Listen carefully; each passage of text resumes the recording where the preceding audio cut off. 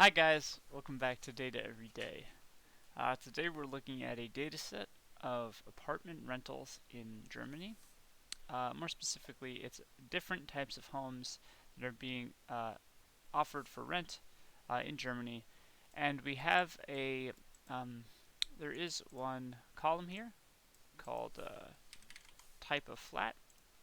And what I'm going to do is try to predict if it's an apartment or not. Because there's a large number of apartments and smaller numbers of all the others, so I figured it'd be a nice task to do. So let's hop into the notebook. I'm importing NumPy and pandas for working with the data. I'm going to use matplotlib.pyplot and seaborn for visualization. Then trintest split function and standard scalar from sklearn for preprocessing, and we'll be using TensorFlow, mainly Keras, to build our model. And then we'll import the confusion matrix and classification report from sklearn for evaluating the performance of our model afterwards. Alright, so I'll go ahead and import those and load in the data using pandas.readcsv.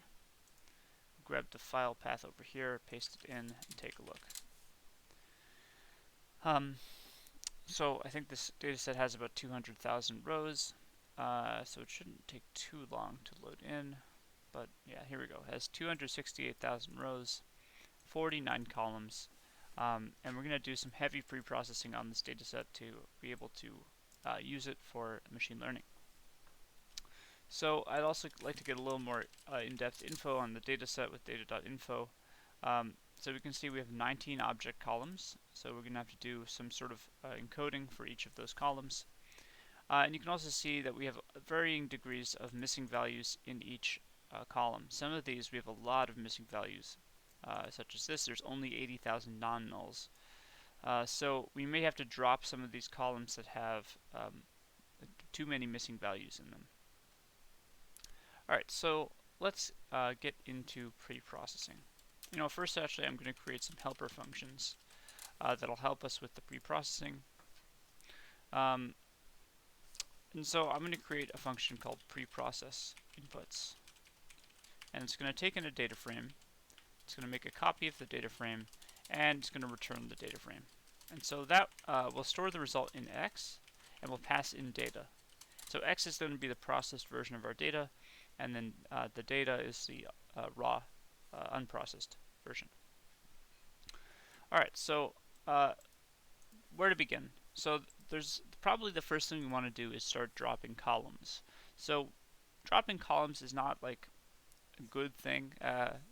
Dropping columns means you're losing information, but having columns on the data set that are not contributing much to the performance of your model can be detrimental, because not only can it decrease performance, but it also significantly slows down the speed and the speed of the training, and the computation increases the computational requirements of the training. Now we're only dealing with 49 columns, so that's not really an issue. But if you have a huge number of columns, it can be a problem. So let's take a look. First, I guess. Okay, here's what I'm going to do. I'm going to create a dictionary. It's going to map the length of the missing values in a given column.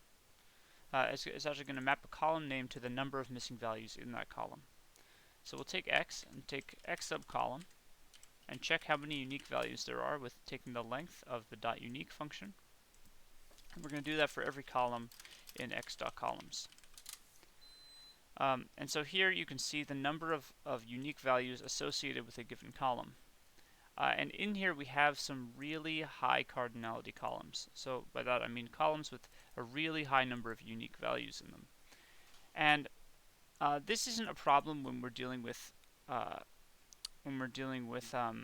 numeric data, because numeric data, it's fine to have a high number of different unique values.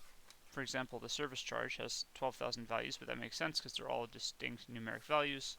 But when we're dealing with categorical variables, if we have a really high number, for example, a description has 212,000 unique descriptions, and they're all in string form, this is a really difficult But the standard encoding schemes are not going to work here because, for example, let's use we'll get some dummies columns for them. If we wanted to one-hot encode this column, it wouldn't go so well because, all right, let's take region 3 for example. Region 3 has, where is it? Here it is, 8,600 columns. So if we get the dummies for region 3, it's going to actually create 6,000 new columns. And you can see how long it's taking. Wow, it's taking forever to load. Here it is, 8,000 columns, one column for each unique value of the original column. And you can see that it's a sparse encoding, so we're hardly going to have any ones in here. A 1 would represent the original value of a given example. But if we tried to add this to our dataset and encode this variable, if you had a tremendous amount of computational power and time, then maybe that's worth it. It's up to you. But we do not, and we're not trying to spend ages training. So I'm going to drop this column because the amount of data we're getting out of it is probably not worth the computational requirements. So you can imagine what would happen if we tried it with 212,000 rows. That would not go over so well. So basically, I'd like to drop the high cardinality columns from here. And I want to check only the object columns. So I can call x.select dtypes object, and then take those columns only, and then find. So these are just the object columns. And now anything in here that has a really high cardinality, I'm going to remove. So let's go through. Okay, if it's in the thousands, I'm going to remove it. So house number, let's get rid of house number.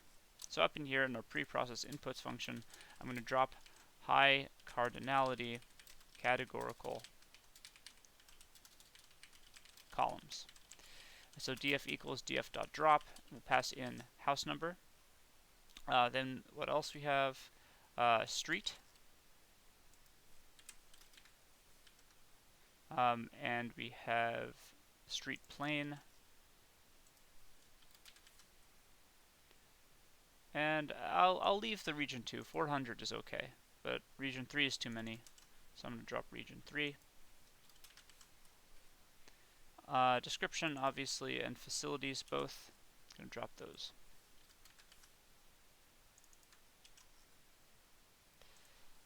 Okay, and we're dropping these from axis 1, which is the column axis. Now we'll run this, take a look.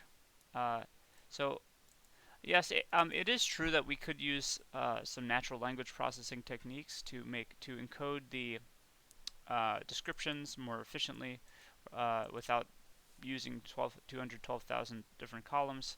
But I'm not going to go into it just for the sake of time. So we're trying to just get this data into a more clean format without doing anything really fancy. Now we can look at this again. We should only have these low cardinality columns, so this is looking good. So these are all of our categoricals. Right, so after this, we want to take a look at the missing values. I want to drop columns with more than 25% missing values. So this number is sort of arbitrarily chosen. It's sort of your preference, what you think works best. This is generally a good number to use. If you have more than 25% missing values in the column, then more than a quarter of the data will be fabricated or imputed based on the other values. So it's usually best to drop those columns. Let's take a look at those columns using x.isNA. So this will return a data frame with true or false depending on if we have a missing value in a given cell. So you can see these are both true because we have two NaNs right here. And we can sum this over the rows vertically to get the total number of trues in a given column. So this is the number of missing values in each column. And so we use some pretty high numbers here. And I want to see something better to do than sum is actually take the mean, which will add up all the trues and then divide by the total number of examples to get a percentage of missing values in each column. And so now we can easily see which of these have more than 25% missing values. So we can actually ask which of these is greater than 0.25.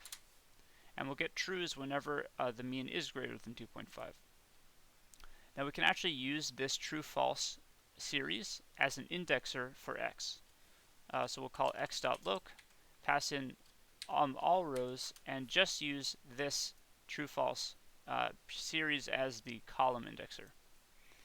And that will give us just the segment of the data, just the columns that have more than 25% missing values. So these are the columns we want to drop.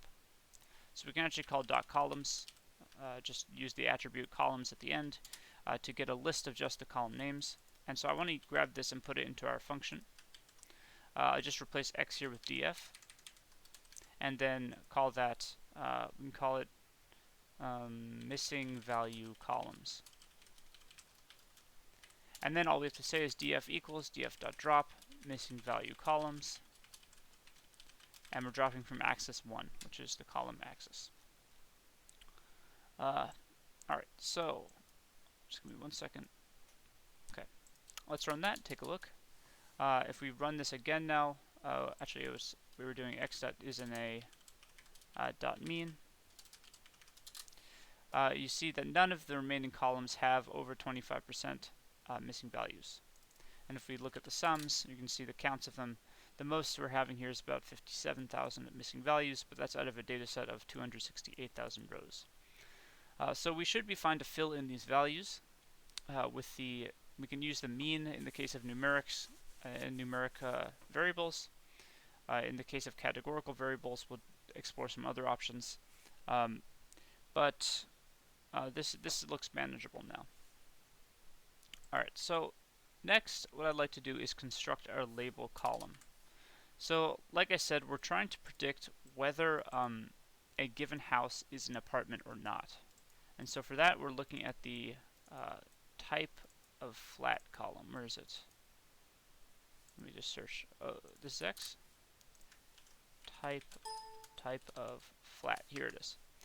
So we want to predict if the value of this is apartment. And the reason I'm doing that, if we look up here, let's look at x.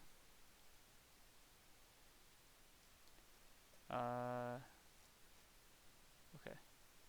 Wait, it is here, right? Type of flat? Yeah, here it is. Okay. So if we look at type of flat, and we want to take the value counts of this column. So that's going to tell us how many of each value we have present in the column. You can see we have a lot more apartment than we do the rest of the values. In fact, if we just drop apartment from this, and then sum, this is the total number of non-apartment examples. And we compare that to just the apartment examples. You can see that they're rather similar, more or less even distribution. So that's why I picked this task, not really any other reason. So what I'd like to do is convert this column into a Boolean column, or a binary column with just zeros and ones, where a 1 means that it's an apartment and 0 means it's not an apartment. And to do that, we're going to hop into the function here and say construct label column. And we can create this new function, this new column called isApartment. And that's going to be the old column, which is type of flat, but with a function applied to it. We'll take for a given x in the column, so let's find type of flat here. Here it is. For a given x, so x is one of these things. If x is an apartment, it'll be 1. So that's if x equals apartment.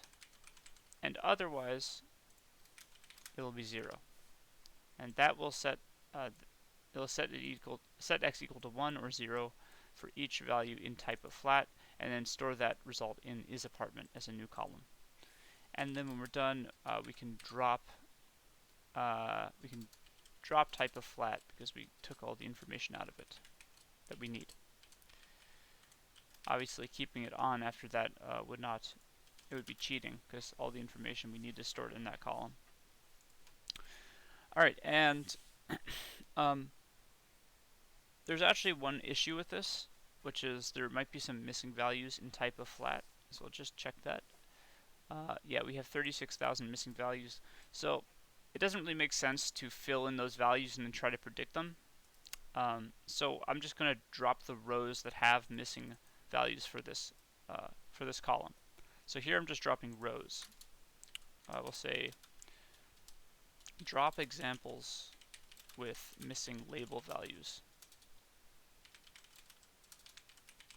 And for this, we're going to do something similar to what we did before. This time we're going to take just type of flat, so x subtype of flat, and then call the isNA on just this series, and that will be true-false series where true represents a missing value in a given location, and we can use that as an indexer for x. This time we pass this in as the we pass this in as the row indexer for x, and then target all columns. And so this will be just the rows where we have missing values for type of flat. You can see they're all NaN. And so if we get .index of this, we can actually just get the indices that we need. And I'm going to use this to drop them. So we'll just replace the x's with df, and then we'll call this missing label rows. And all we have to do is say df equals df.drop missing label rows. Axis is 0 this time since we're dropping rows. And anytime we drop rows, we want to reset the index afterwards unless there's a reason not to, so that we still have the proper index on the side. And we'll include drop equals true here to prevent the old indices from becoming a new column.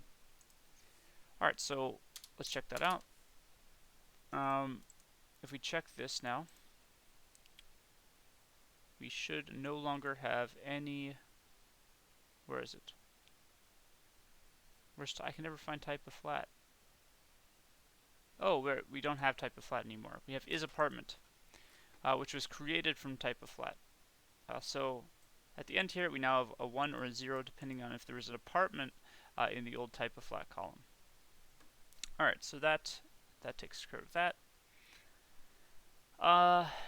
And I guess now we can deal with the remaining missing values. So what I'd like to do, I'd like to split them into two groups. First, I'd like to take a look at the categorical missing values, because we might need different methods depending on the columns. So let's see. Okay, these are our categorical features. I want to get a better idea of those features, so I'm actually just going to look right at them with x.selectDtypes object, and you can see what kind of values are inside. And I actually noticed. All right, we'll leave this for now. Okay, we're going to actually encode this as numeric features. We'll have a month feature and a year feature, and those will be numeric. But for everything else here, these will have to be encoded with some categorical method. And we just want to make sure that which kinds of methods we're using to encode them, because that will determine how we want to fill in missing values.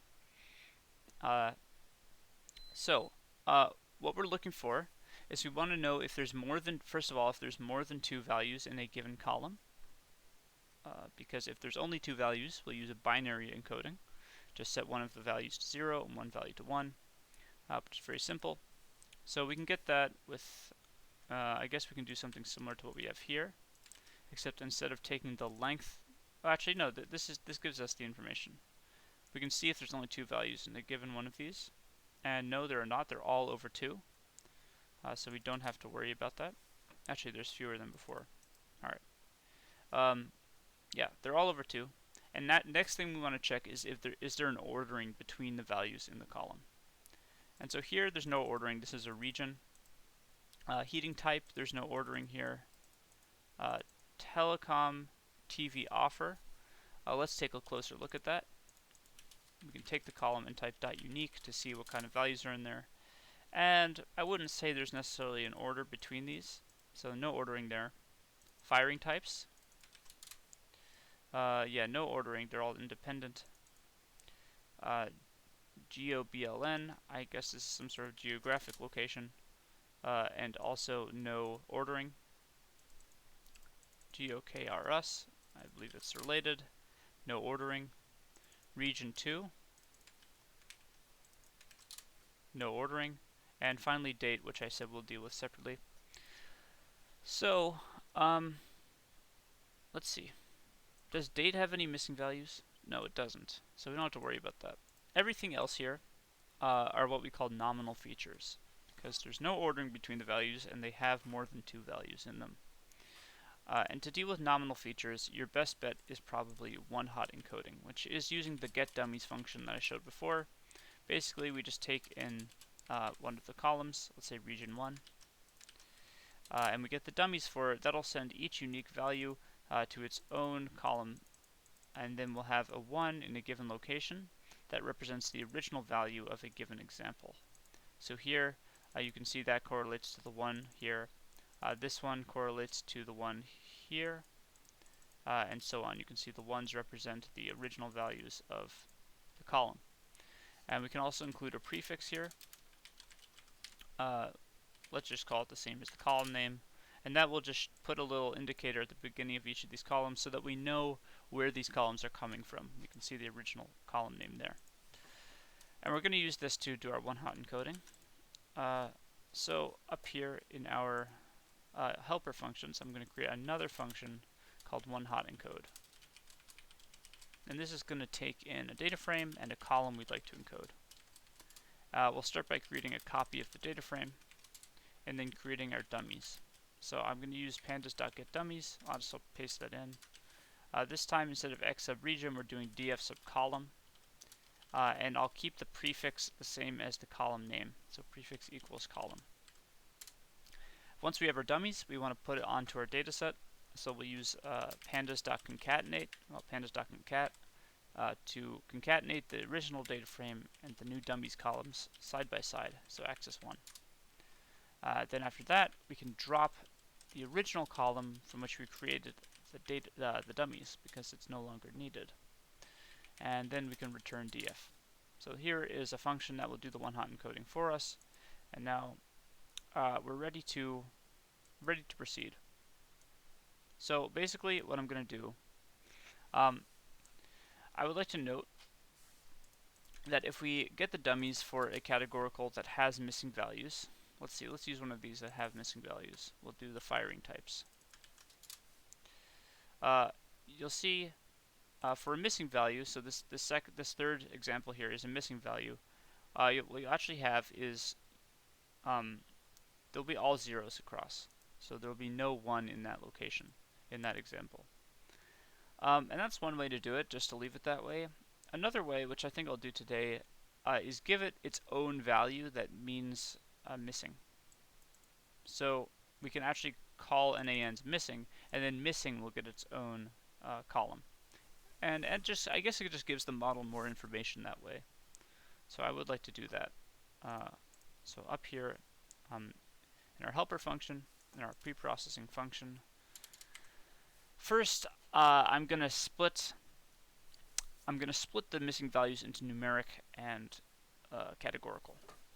So how do we do that? Let's take x and call isNA on it. And then we will sum this. And so this is what we're looking at before. It's the counts of missing values in a given column. And we want to get all the columns that have missing values. So if the sum is greater than 0 for any column, we'll get a true wherever it's greater than 0. So here a true represents there being a missing value present in that column. And then I'd like to use this as the indexer for all missing value columns. So we can call x.loc pass in all rows, and just use this as the column indexer. And we'll get just the portion of the data that has missing values. So up here, I'll just say get columns with remaining missing values, and then I'll paste this in. I'll just change the x's to df again, and then this is going to be called remaining missing data.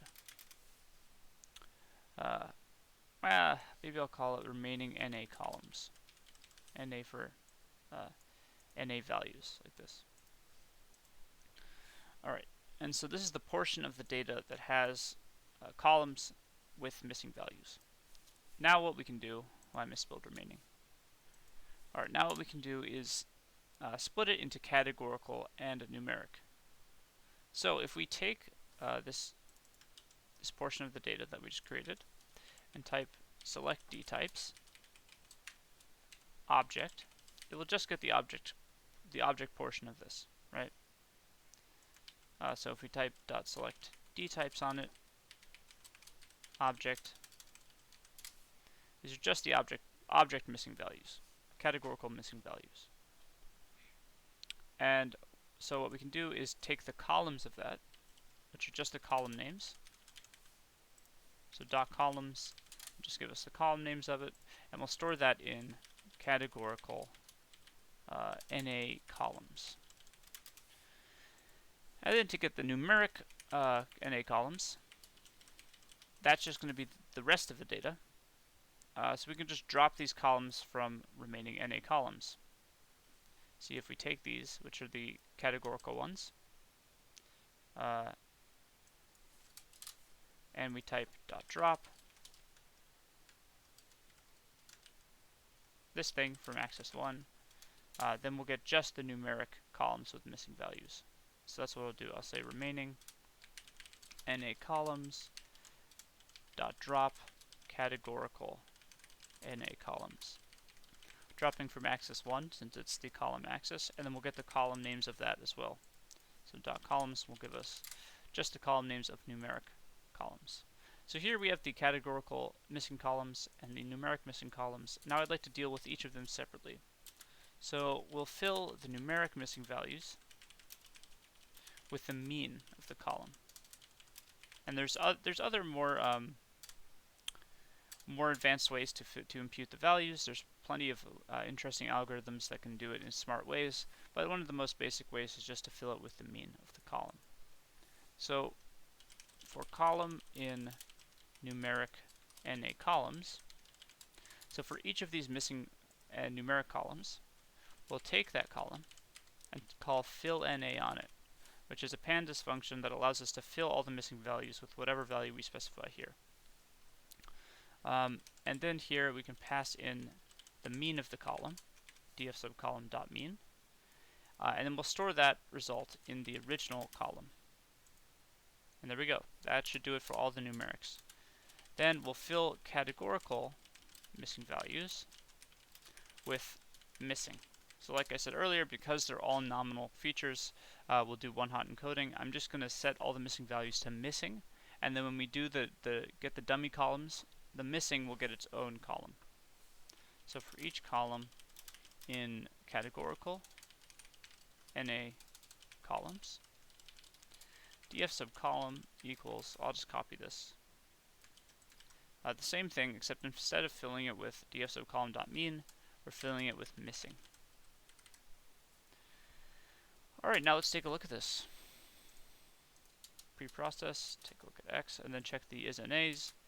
We now have no more missing values in our data. We filled all the missing values with, for the numerics we filled it with the mean, and for the categoricals we filled it with missing. And now we can encode. So for encoding, there's probably 4 types of encoding I'd like to do here. The first one is extremely simple. It's just going to be encoding the Boolean columns as integer columns. So true will go to 1, false will go to 0. And the simplest way to do that, we can say for each column in df.columns, If the data type of that column, if df subcolumn dot dtype equals bool, so if we're dealing with a Boolean column, then let's just convert it to integer. Df subcolumn equals df subcolumn dot astype numpy dot int. And that took care of it. I'll just comment this, convert Boolean columns into int columns. Alright, now we'll deal with the dates. So for the dates, over here, there's only one date column. Let's look at it. So this contains date information, and pandas has a really nice function called toDateTime that allows us to put in a string. Let's say let's pick some random date and call toDateTime on it, and you can see it converts it to a datetime object. Even if we switch these, it's smart enough to figure out what it looks like.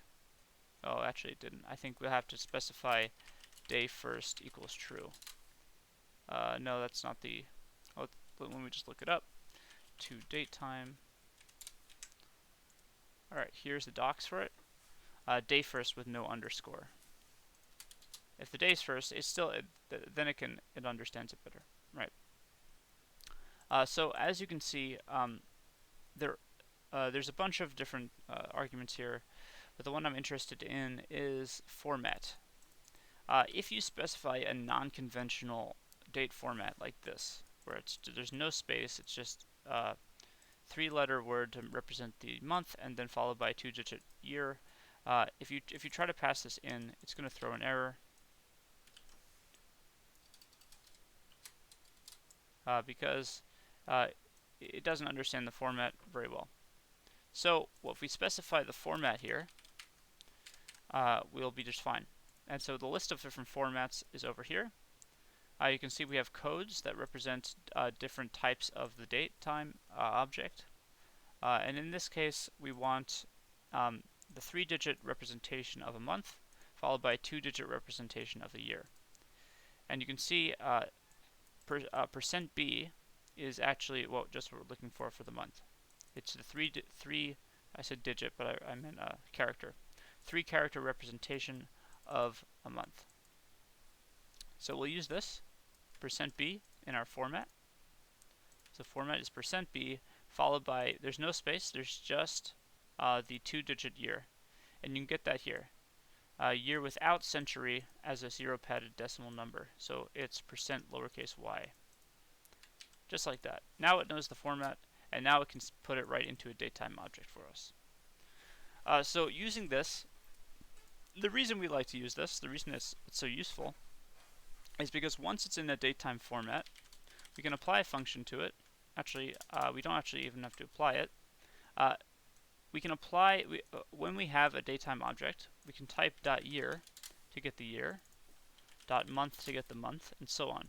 So using this, we can actually just extract the information really easily. And what I'd like to do is, instead of calling toDateTime on just one string, I'd like to call it on a whole series of strings. So actually I want to call it on this whole column, x sub date. And you can see it actually converted them all to datetime objects. And now what I can do is apply a lambda function to it, that for every x we get x.year.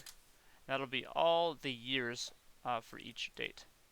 So this is a nice way to encode dates. Let's use this up in our function here. We'll say extract date features. And then first thing I'd like to do is actually convert it to a datetime object. So this will be df sub date.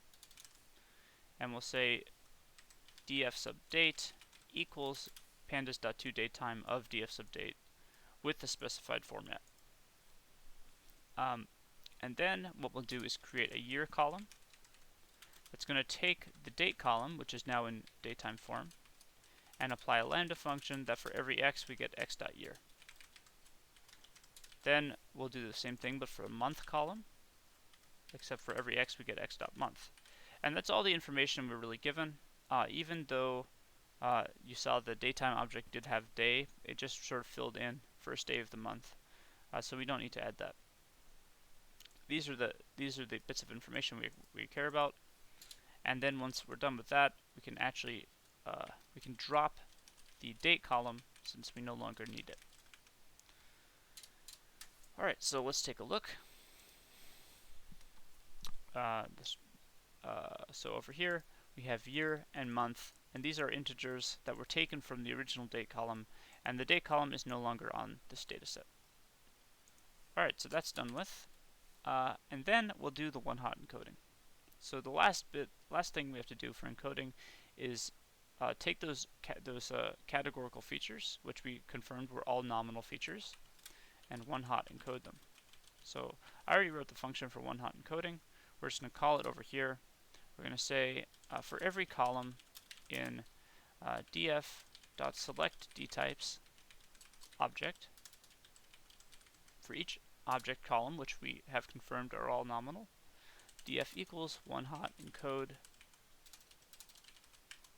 passing in, it takes in a data frame and a column we'd like to encode, and that will just be df and column. Now we take a look, and now this may take a little bit of time, just because it has to create all the dummy columns. Not too long though. It finished, and you can see we now have 1,000 columns, but they're all here. All these dummy columns with ones and zeros are on the end of our data set, and all of our original data is still intact. So that's it for encoding. The last thing to do would be to scale the data. And so to scale the data, if we look at x.describe, this will give us a bunch of statistics about each column. And it might just take a moment to load, but you can see the means are all scattered, they're all over the place, and the standard deviations are all over the place as well. And so these all take on very different distributions, and we'd like to standardize the distributions by giving each column a mean of 0 and a variance of 1. And there's other ways to scale it. You can do min-max scaling as well, or other methods, but we're going to use a standard scaler. So we're going to scale x, and we're going to get our scaler from sklearn as a standard scaler, which will give, like I said, each column a mean of 0 and a variance of 1. And we can fit the scaler to the train set. Okay, we haven't created the train set yet, so let's do that now. First, we'll split the data frame into x and y, where y is what we're trying to predict. So we're trying to predict the isApartment column. And then x is all the rest of the data, so we're dropping isApartment from axis 1. Then we'll do our train test split, and for that we'll use the train test split function from sklearn, which will split the data set into train and test set, which will specify a train size of 70%. By default, it shuffles the data, so I'll keep shuffle equals true. And then random state, by declaring a random state, we ensure that the shuffle and therefore the split is always done in the same way. That will return 4 new sets of data: xtrain, xtest, ytrain, and ytest. And then these 4 will return this at the bottom. Okay. So now I'd like to fit the scaler just to the train set. And the reason we do that is because you want to sort of pretend that you don't have access to the test set at the time of preprocessing. So it's a good idea to do this, because in practice you wouldn't have the test set available to you in order to fit the scaler. So once we fit the scaler, we're going to transform xtrain and xtest using scalar.transform. In the top, we're going to pass in xtrain, and the bottom we pass in xtest. And these actually return numpy arrays. The scalar.transform function returns a numpy array. So I'm going to turn these back into data frames after, so we can visualize them nicely. And we'll include the column names of this data frame to be x.columns. Alright, let's take a look. Oh, actually, it has to get back 4 values now, not just x. So there we go. And then when we're done, we can take a look at xtrain and ytrain and I'll take a look at x.describe. Alright, let me just clean up this notebook a little.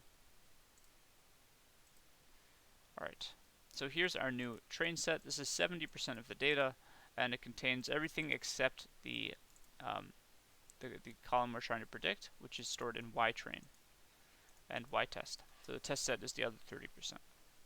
And then over here, well, I'll have to check xtrain.describe actually. That might just take a moment. But what we should see is that the means are all 0 and the standard deviations are all 1. So here we go, means are all extremely close to 0, and the standard deviations are all extremely close to 1. Alright, so we're ready to start training. A lot of pre-processing, but that's okay. So like I said, we're going to use Keras today, TensorFlow.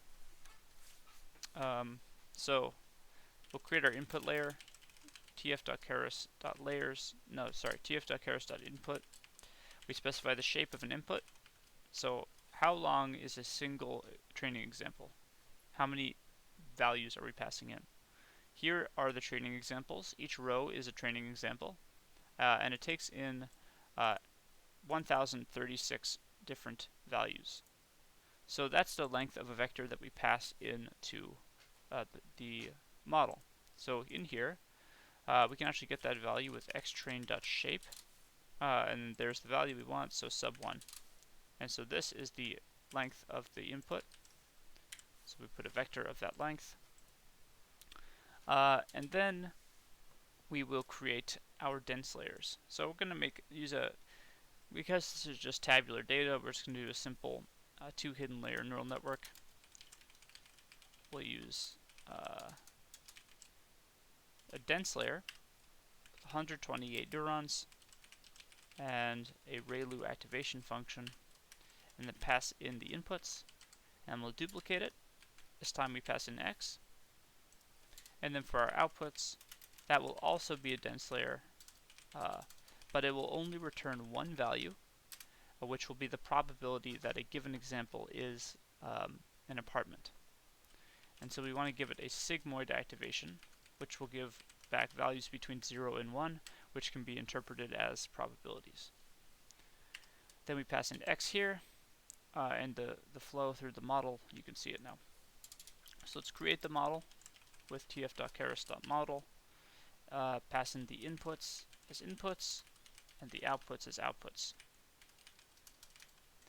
And then we can get a quick summary of the model with model.summary. Alright, so you can see we take in a vector of length 1036, one value for each column.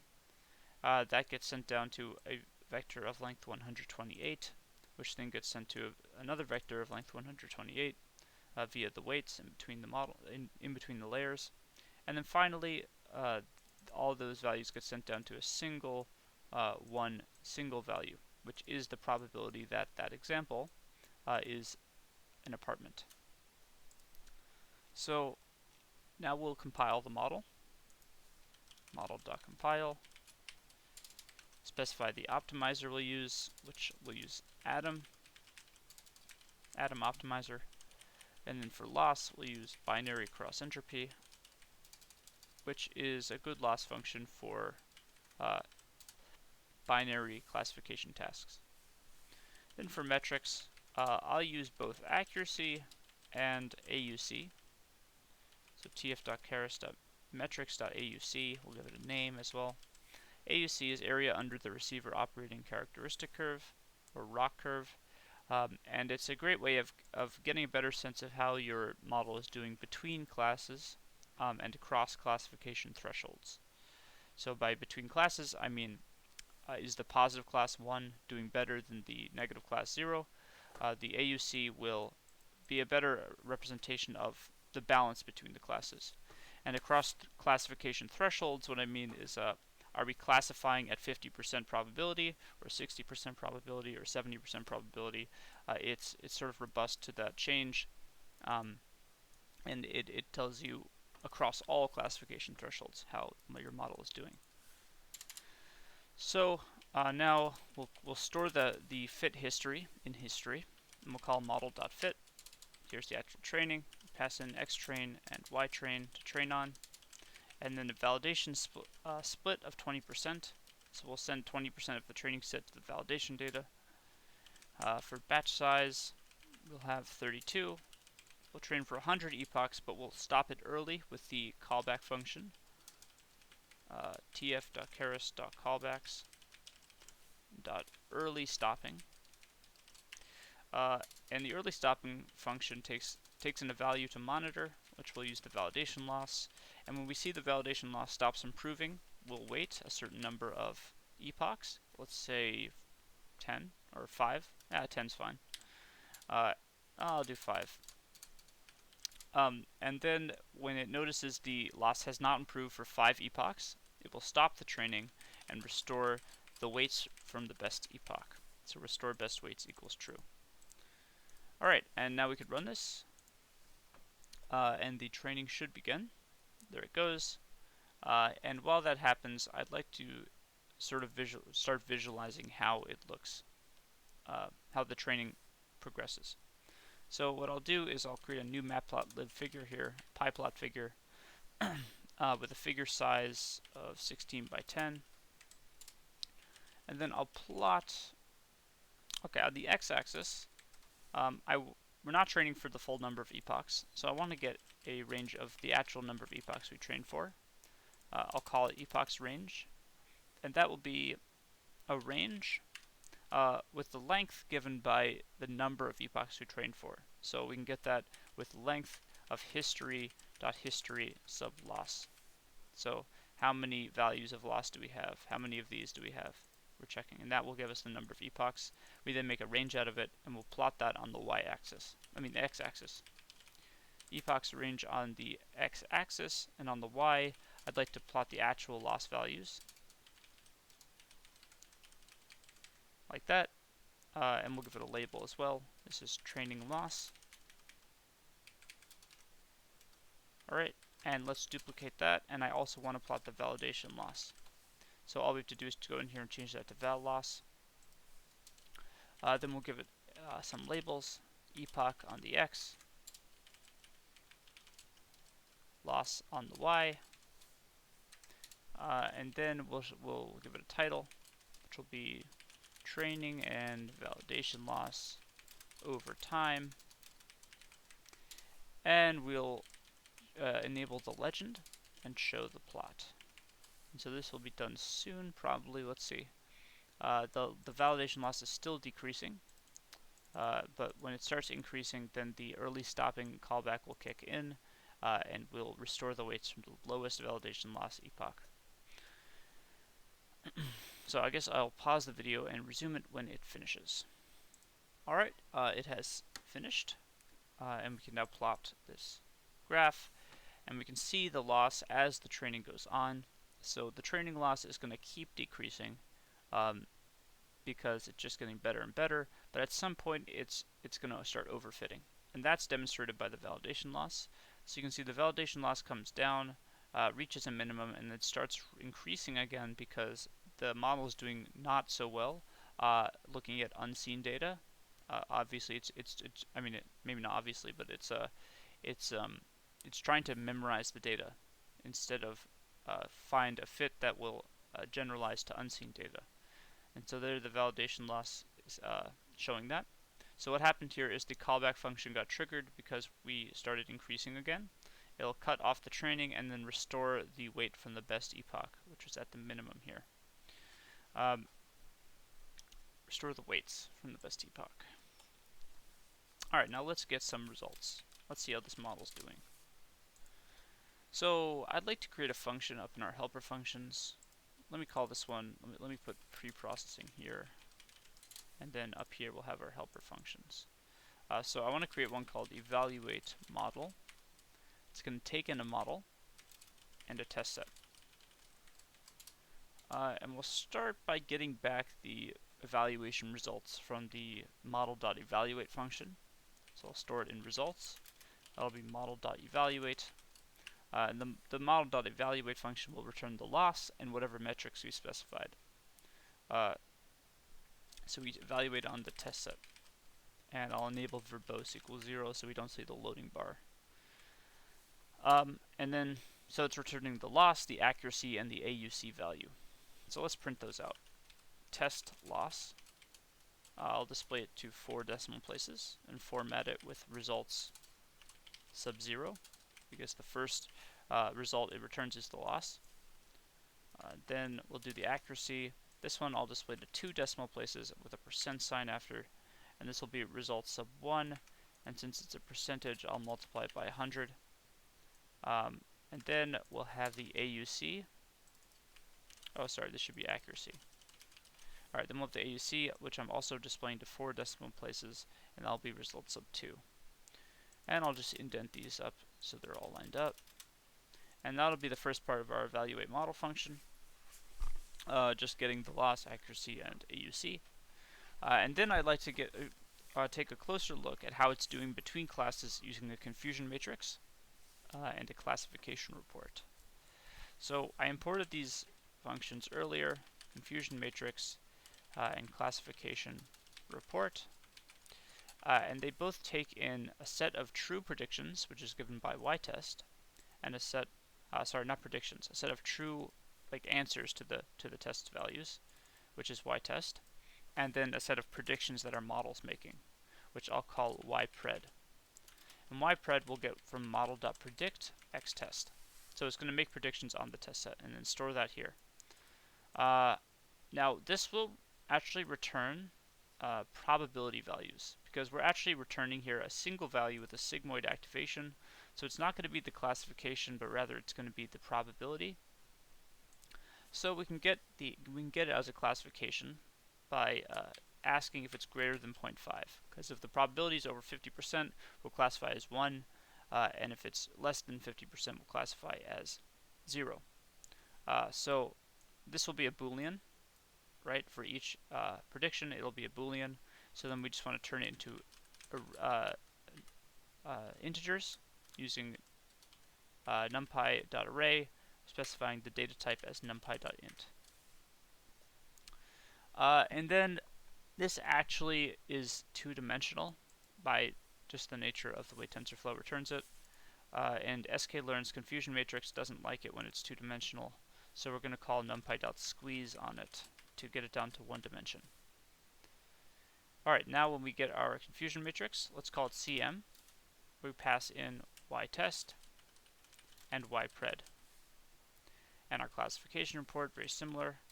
Call it CLR, pass in ytest and ypred. Okay, and then we want to display them. So I can also say for the classification report, we can include the names of the target values. First, for the 0 class, we have not an apartment. And for the positive class, for the 1 class, we have apartment. Now down here, we want to display the confusion matrix as a nice seaborn plot. So I'll create a new pyplot figure with a figure size of 6 by 6 as the square, and then call seaborn.heatmap, passing in the confusion matrix, turning on annotations. I'm setting the format like this just so that we don't see the counts for the confusion matrix as scientific notation. And then we will give it some colors, blues, and we'll give it a color map. Sorry, no, we'll turn off the color bar on the side. Alright, and plot.show. So the last thing I want to do is print out the classification report.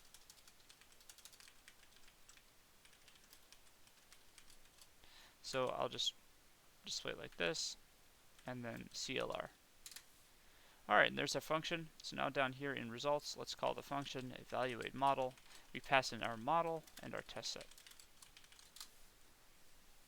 So first thing we're going to get is the loss, the accuracy, and the AUC. So here they are. Pretty good. Accuracy of 70%.